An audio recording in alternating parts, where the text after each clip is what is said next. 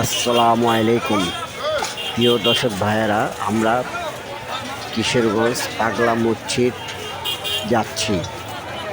শুক্রবারের জুম্মার নামাজ পড়ার জন্য কিশোরগঞ্জ পাগলা মসজিদ যাচ্ছি। আপনারা আমাদের সাথে থাকেন আর এই ভিডিওটি আপনারা সকলে দেখবেন।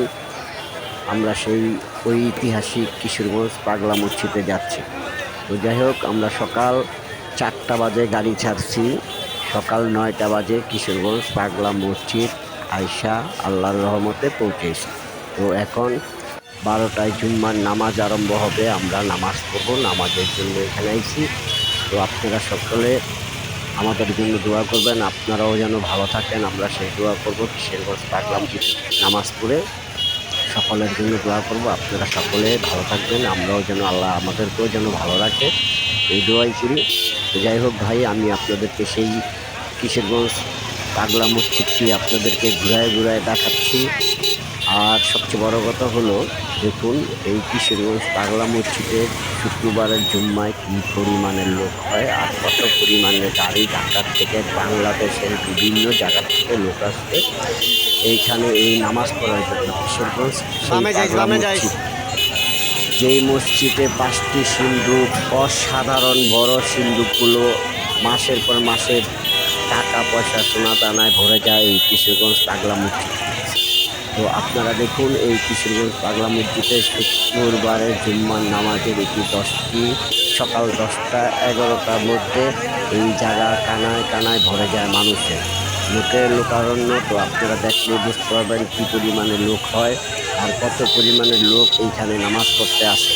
তো শুধু এই কিশোরগঞ্জের লোক না, এটা বাংলাদেশের বিভিন্ন জেলার লোক, বিভিন্ন দেশ থেকে আসে এখানে নামাজ পড়ার জন্য। তো অসাধারণ একটি ব্যাপার, যা মানুষ দেখে আমি অবাক হয়ে গেলাম যে এত লোক একটি মসজিদে নামাজ পড়তে হয়, আমি জীবনেও কখনো এইরকম দেখিনি। তো আপনারা দেখুন, অনেক অনেক প্রচুর পরিমাণে লোক হয় আর এত লোক হয় যা বলার বাইরে। তো যাই হোক, আপনারা যদি কেউ এইখানে আসতে চান আর শুক্রবারে জুম্মা পড়তে চান, তাহলে আপনারা অবশ্যই 10টার মধ্যে কিশোরগঞ্জ পাগলা মসজিদে থাকবেন, সকাল 10টার মধ্যে।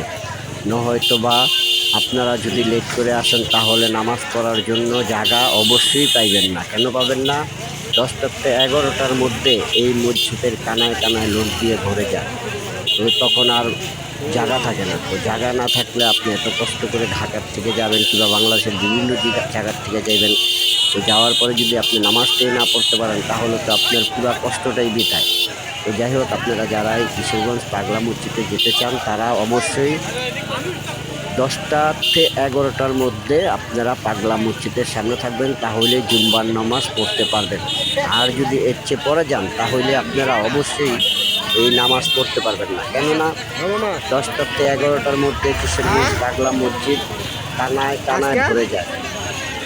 আর এই লোক দেখলে আপনারা বুঝতে পারবেন কী পরিমাণের লোক হয়। এরা কি শুধুমাত্র কিশোরগঞ্জের লোক না ভাই, এটা বাংলাদেশের বিভিন্ন জেলার, বিভিন্ন ডিস্ট্রিক্টের, বিভিন্ন আনাচে কানাচে, গ্রামগঞ্জ থেকে, শহর থেকে লোক আসে, প্রচুর পরিমাণে লোক, যা আপনারা দেখলে হতভম্ব হয়ে যাবেন। এই যে দেখুন, এইবার মানুষগুলো দেখুন, কত লোক এখানে আসতেছে নামাজ পড়ার জন্য, কত লোকের ভিড় এখানে চলে আসছে। দেখুন কত লোক আপনাদের নামাজ পড়ার জন্য একটু এই মসজিদের পরে মাঠের মধ্যে রোদের মধ্যে সবাই নামাজ পড়তেছে। দেখুন কেউ কিন্তু কোনো বিশৃঙ্খলা সৃষ্টি করতেছে না, কেননা এখানে সবাই নামাজ পড়ার জন্য আসে। ও আরেকটি কথা না বললেই না, এখানে হিন্দু, মুসলিম, বৌদ্ধ, খ্রিস্টান সব জাতির লোক আসে, সবাই আসে।